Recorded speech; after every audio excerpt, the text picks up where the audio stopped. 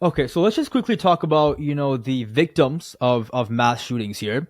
Now, obviously, when this happens, people have a lot of trauma and then it just kind of carries on for the rest of their lives, right? So if people have been affected by a mass shooting, whether they've, been injured or they were there at the event, or if they know someone who was in a mass shooting that's, been severely injured and now that bothers them, what is the best way to cope and not let it kind of ruin the way that you approach life? Right. So, yeah, anyone that has been involved in a mass shooting or knows of someone who's been in a mass shooting or was in a school system where there was a mass shooting is going to have a significant amount of trauma. Yeah. And that person, in my mind, should receive, psychiatric or mental health support because there's going to be a grieving period and a mourning period, hopefully, that they can get to process, and then they can hopefully go back to living. So my expertise is in treating trauma victims. I actually survived two terrorist attacks. Oh, I really? Yeah, so my book in part is about my book is psychoanalytic and spiritual perspectives on terrorism, desire for destruction, and just remember, desire for destruction is easier. But Mm. yeah, it's part memoir. So I was a first responder at 9/11. I lived in New York City at the time, a mile away from Ground Zero, and I used to run down there. I I was training for the New York City Marathon, and I became a big marathon, ultra marathon runner. But I went down there to help, and I developed breast cancer. And I had a Oh, mastectomy, and then I did humanitarian work. I provided medical care to Chechen children. So Chechnya is part of Russia. Um, it's in the North Caucasus of Russia, and it's a very complicated history there. But just briefly, I'll say that they were fighting for independence since Catherine the Great, and Putin basically waged a war there. My book goes into the details, but there was the apartment bombing wow. incidents. I don't know if you heard about that. Not the apartment bombings. So the No. apartment bombings were basically there were 11 apartments throughout Russia that killed hundreds of people. I think it was like 250 people, injured thousands. Really?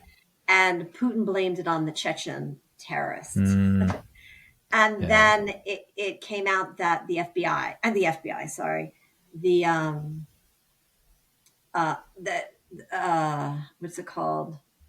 KGB, or the KGB planted them and kill the people. And it was Putin's excuse to go in and kill people in Chechnya.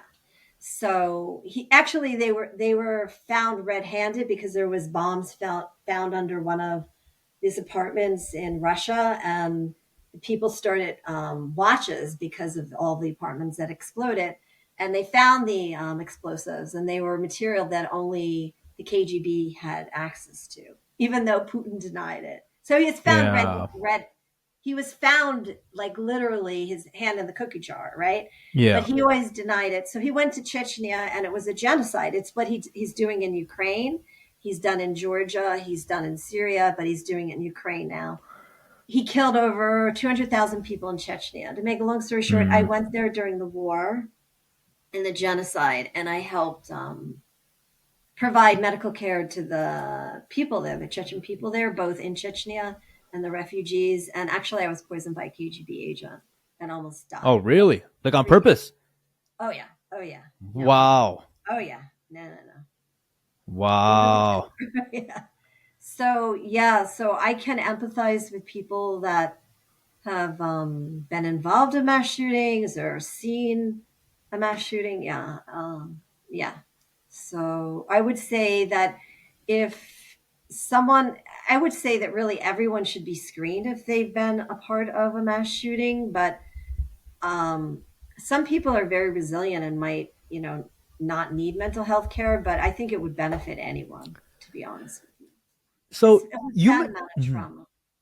Yeah, yeah. So you mentioned that you've been through two terrorist attacks, which is crazy, and you've also been poisoned on purpose, right? So Yes. like, obviously, that's a level of trauma that a lot of people just don't really understand, right? Yeah, So like, especially yeah, Americans. I mean, yeah, yeah, we're so privileged and insulated here. I think that was what 9/11 is about, but like we fooled ourselves to think that those things don't happen here. They do happen here. yeah. Um, but yeah. How did you not let that ruin your perspective of human beings? You know what I mean? Because like if you see that, you're like, it's hard to trust people after that, right? You know what I mean? Yeah. Oh, that's what my book is about. So Okay, I that's had what it a goes into. Yeah, profound spiritual awakening. Literally, I was dying for 3 years. I was an elite endurance athlete. I ran ultra marathons. I did Ironman marathons, and all of that was taken away from me. And it was not only was it a profound shock to my body, just endorphin wise, like I couldn't get endorphins, but it was it was like the worst thing that could ever happen to me because the way I cope is to run for like 2 hours, three oh hours yeah, then. yeah, yeah. That high And is too good, eh? yeah, That runner's exactly. high is too good. Yeah, Oh, it's the yeah. best. It's the It's the best. best. Yeah, I mean, it's it the is the best. best. Yeah. Yeah.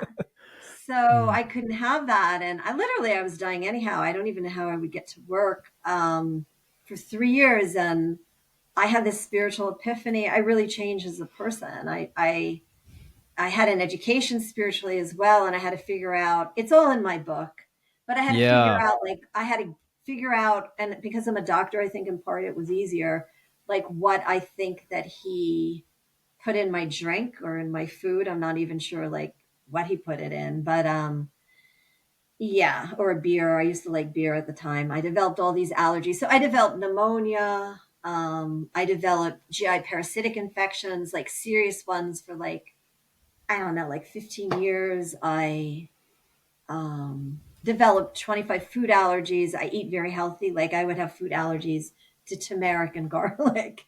Like Yeah. anything that I would eat, I developed an allergy to. And it was all from this. Um, I developed an autoimmune disorder basically from being poisoned. And,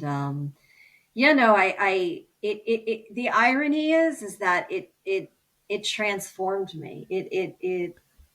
I had this spiritual epiphany where I think I became much more expansive and much more loving of people, even Oh, though, really? yeah, it was incredibly traumatic. I mean, it still has physical consequences to date. So, but it did, in some weird way, it saved me.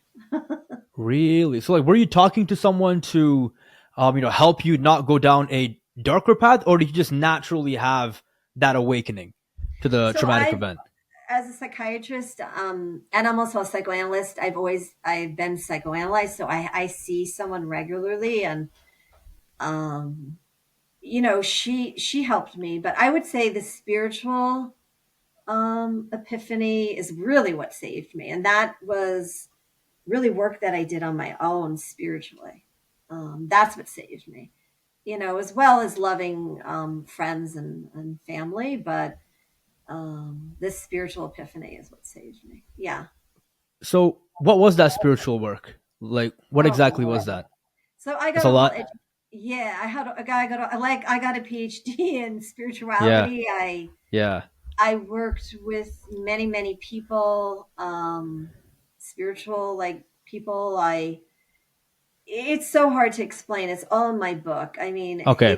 it's like, We'll put your book in the video description. Yeah. yeah, it's so hard to explain, but it's all there, Hmm. how I did it. And I started meditating also. Like I would meditate for hours. Like I was a person that couldn't sit still. I still have a hard time sitting still, but Yeah. I would Yeah. get to the point where I, meditated an hour a day, and it it it was it's hard to explain because it's in the numinal world. It's so hard to put words to it. Got It's it. yeah. Okay, no problem. Yeah, so it seems like the main thing is just to get psychiatric help, and if you can, start looking into like spiritual practices to help you overcome certain things and Yeah. not let it ruin your perspective of people. Yeah, and I also think for me personally that when you save other people, you save yourself. So, reaching out and volunteering with people who are suffering, or doing something that's more expansive. And then you realize, people have problems too. You're not the only person suffering. So, Yeah. yeah. Okay. And So if you can make a mhm, difference in someone's life, it's a tremendous gift. It really is. it really is. Yeah. Yeah.